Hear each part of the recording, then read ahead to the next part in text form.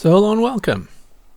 Happy June the 2nd. My name is Frederick Dunn, and today we're going to jump into that Layens Hive and do an inspection and get an update. It is 72 degrees Fahrenheit outside, which is 22 Celsius.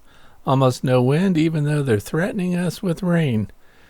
I'm going to get out there because so many people just want to know what's going on with it. So here it is. This is my Layens Hive. I purchased this from horizontalhive.com, Dr. Leo Sharashkin's website. It's insulated with lamb's wool. Last year I tried to get a late season swarm through it and it did not happen. So now I have a new swarm in here. They've been here since May 10th. And I like to inspect the entrances before I do anything else to see how much pollen's coming in. If I see more than 10 loads of pollen per minute, I assume that there is a laying queen in there. I also look at the ground in front of the hive to see if I have dead bees or trembling bees or wet bees or otherwise indications of some sickness in the colony, and there is none. So everything looks good here. So I'm going to walk you through it step by step. This is not going to take long. Keep in mind that your brood area is at 94 degrees to 97 degrees Fahrenheit. So it's actually still a little cool today, even though it's sunny. I'm thankful for the lack of wind. This is hive number 24. We have 27 beehives in this apiary right now, and that's too many. Keep a bucket there so I can get the pieces of burr comb and things like that. I have two hive tools here. I have my smoker. My smoker fuel today is pine shavings. My Bernzomatic TS4000 igniter. So I light it with propane. I keep a cloth here, 100% cotton. That's to wipe my hands if I need to. Today my protection is going to be this veil. That's it. Long sleeve t-shirt. Brought along this rig in case I get an opportunity to take something cool with a macro image. So that's a macro lens on it, mirrorless camera. Smoker's lit. Now we can get into the hive. What I like to do, of course, is start off by walking around to the front and giving a light puff there. What time of day is it? Best time of day? About 2 p.m. right now, and that's going to make sure that the sun is nice and high so we can get a good look into the cells. It's a great time because the foragers are out. And if you notice, I did add my own hinge on the back, and I have little hinges on the sides that will hold this thing in place when I lift it up. Did not do an inspection before, so other than installing the swarm, I did that from the outside. I did not shake them in. They walked in on their own through the entrance. So this is the first time I'm opening this, other than when I cleaned out the dead bees from last winter. Had a September swarm last fall. I thought maybe they'd make it. They just didn't. Too small. So this swarm was installed May 10th. That's what I need to inspect. We have to know what's going on in here based on the calendar, of course. If they had a laying queen when I installed the swarm, we should see lots of brood in here. We should see lots of nectar based on the fact that they were doing a lot of venting at the entrance. I'm showing you what a Layens frame looks like. This is not compatible with any of my other equipment. I also bought this wax foundation from Dr. Leo's website as well. He claims that it comes from a part of the Mediterranean where there is no industrial pesticide in use. Therefore, this is supposed to be clean foundation. We have 5 Layens frames in there, and then there's the divider board here. My smoker's lit, ready to go, but this is all gummed up with propolis, so I'm going to have to get my hive tool, pry it open. There you go. I like to see lots of propolis, and if you notice, these are very different from the standard Langstroth frames. The bees cannot get through the top. They can't walk over the tops of the frames, so when you close them up and use this follower board, basically, as far as the bees are concerned, this entire hive is 5 deep Layens frames. The cool thing about it is, of course, it's horizontal. There's no lifting of boxes, and I can keep the spare frames that I'm going to use soon on the right side of that divider board. They're already here. I don't have to bring anything out, and it's a good thing I'm doing an inspection today. Capped honey right at the top there. Open nectar cells. This colony is full. It needs to be expanded. So we're going to go through. I'm going to show you every single frame. So I'm going to pry this open here. Not too bad, really. The propolis isn't bad, and of course, the warmer the weather is outside when you get into your hives, the less of a nuisance the propolis will be. It benefits the bees. Here we've got the frame, and we've got a good example here of drone and worker brood. Plus lots of pollen. That looks good too. Pollen, of course, the bees feed their developing larvae. And once it's capped over, of course, they're not feeding anymore, but they have to keep them warm. And that causes them to use some of the honey stores, which you see at the top of this frame. That's capped honey. And I'll label these for you. Those are the drone cells there, the nice big fat ones, and these are worker cells, so you can see them to compare right on the same frame. That's convenient. And look how they've got lots of nectar there, which they are turning into honey. Takes a lot of space to do that, and that's why they were venting at the entrance. You'll have to excuse my not too cool looking insulated cover there. I know you can buy a pad or a blanket or whatever, put that in there. I insulated the cover. The bees are nice and quiet, easy going. This is all capped brood. This is what I was hoping to see, and also why inspecting now is very important. These are going to be hatching, and we're looking at more than 4,000 new bees on each side of this frame. Honey at the top, predictable. Right at the fringe, we've got some open honey, and we've got larvae there, little Michelin men that you can see. There are some open cells, not a problem. This is not what I would call a shotgun pattern in the brood nest, which some people are concerned about and may cause you to do a further inspection. But this looks normal to me. Bottom edge, they did not draw it all the way. And that's used for ventilation now. Lots of workers. I am not seeing the queen. And in the past, if I move slowly and work through the frames, frame by frame, and slide them over, usually by the time I get to the first frame on the end of the hive, I should be able to find the queen. But what we really need to know is if the queen's present. How would we know that? Well, we need to find eggs. Kind of alarming here. There's going to be thousands of new bees in this colony very soon. So this is a very timely inspection. I'm glad I did it. Thank you to those who were asking about it. Listen to the humming here. These are nice and quiet. I did not use a lot of smoke on them. Also notice that when I slide the frames over, I keep them somewhat together, and that helps them keep their brood warm. We don't want to chill brood, although it's a nice warm day. Not much of a threat, but I am taking a longer time than I normally would to do this inspection because I'm taking pictures and, of course, making a video.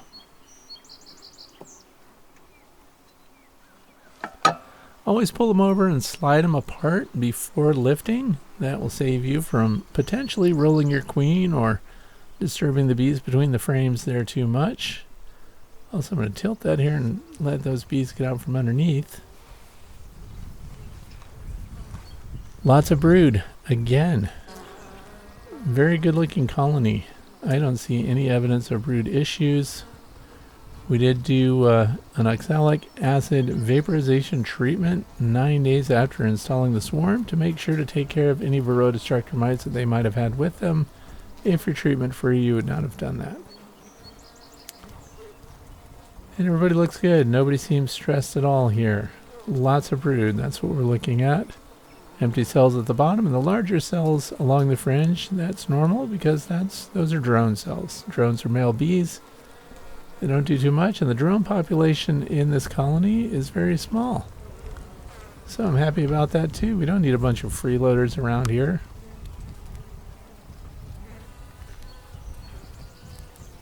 More capped brood. And they did carry the comb down over the bottom edge there. I'll get around to pulling that off. And then this little cup that you see up here, this is no reason to be concerned. Some people see beeswax built off the face and they think they're going to supersede. There's open larvae here. There are some eggs. Those two bulging, or bullet cells we call them, That's what happens when they lay drone eggs in worker cells. Now this is a cup.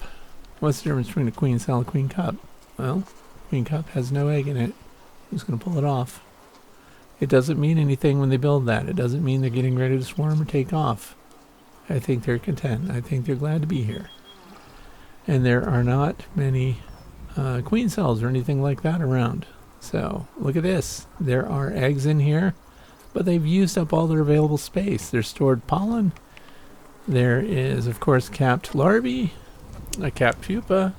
They're larvae while they're open, pupa when they're covered. And we'll just go ahead and peel this off since we're here. And the queen is just out of room to lay.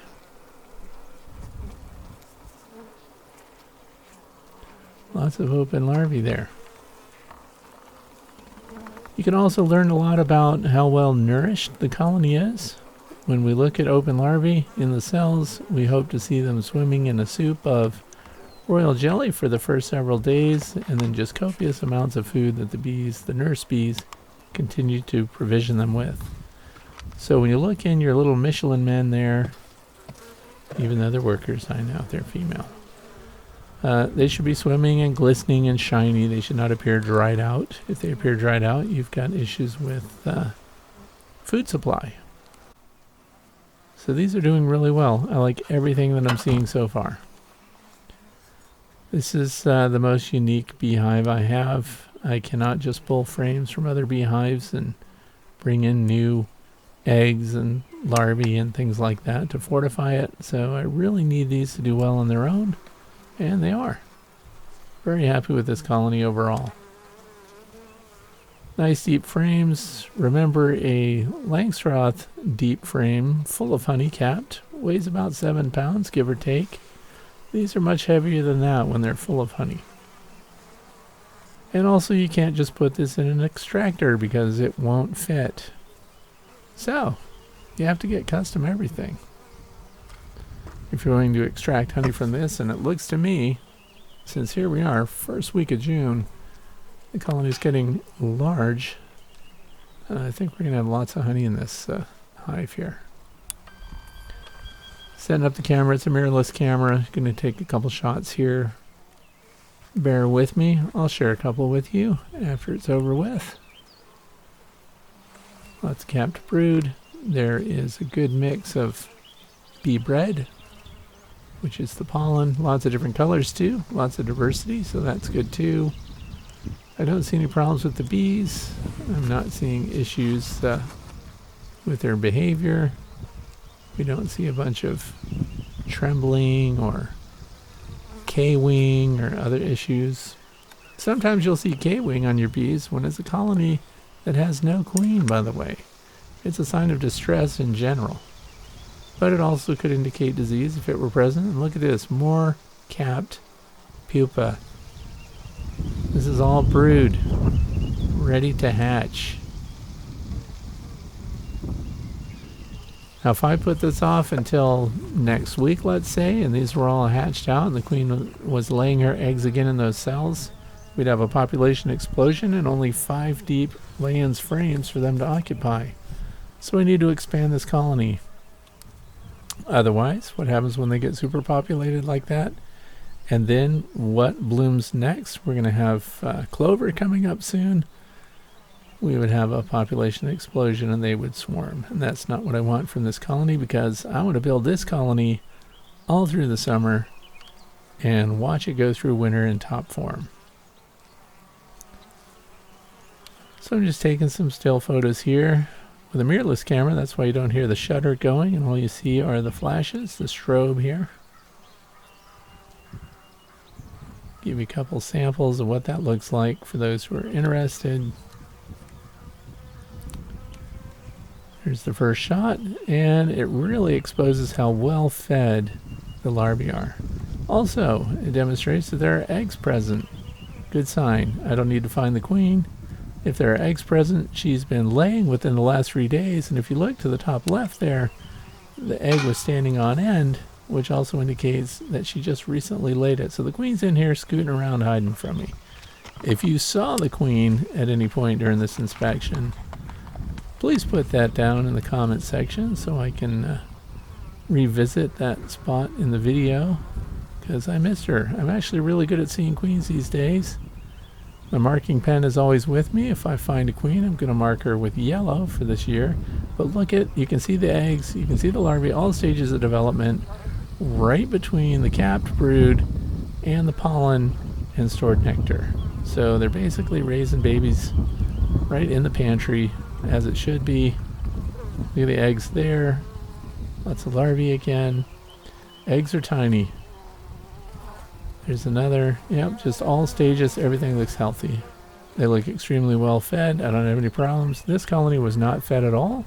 So when I hived the swarm, I did not put sugar syrup on. There's no frame feeder in this hive. I did buy one originally. I don't like them, so I pulled it out. So all we have are, of course, the frames and the way the bees choose to use them. No feed. We're going to try to follow Dr. Leo's guidance there and just take care of the bees here, not get into them too much, but it's a good thing we did this inspection or we wouldn't be expanding in time. I know I've already said that. So let's get these put away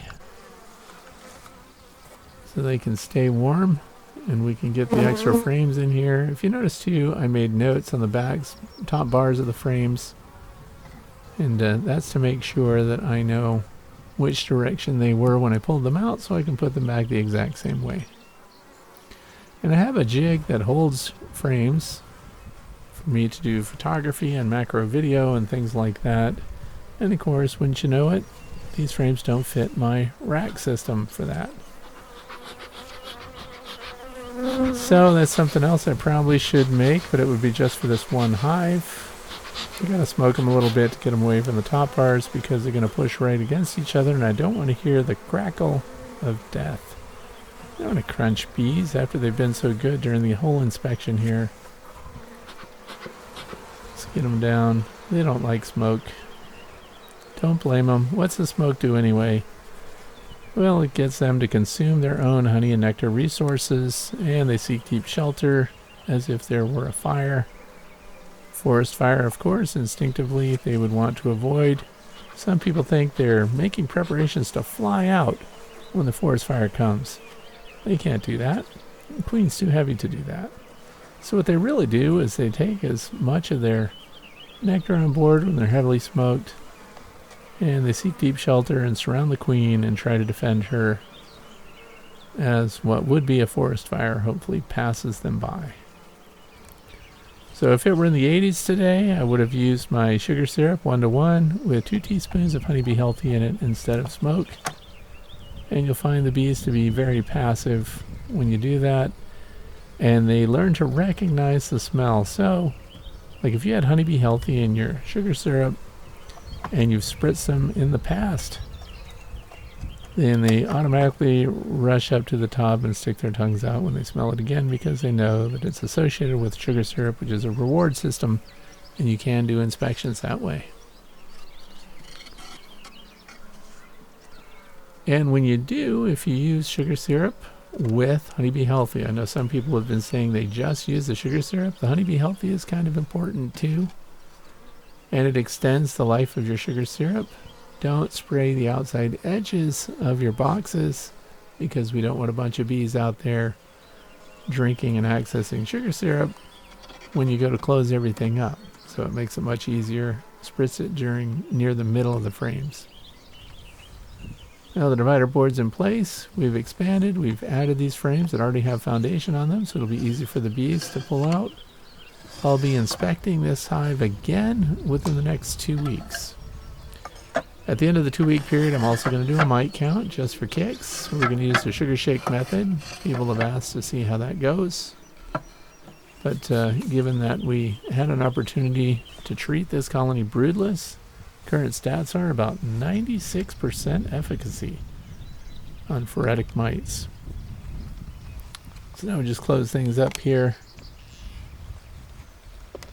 And I do put brakes on it. This hive withstood 70-mile-an-hour wind gusts. It wasn't even strapped down.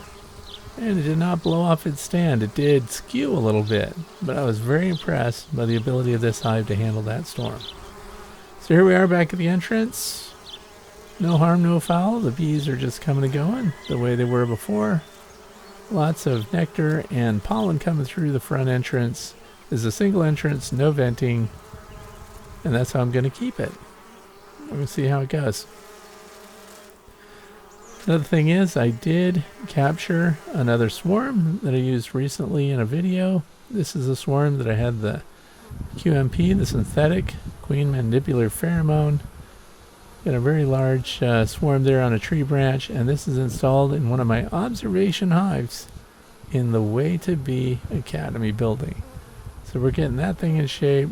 First hive is occupied.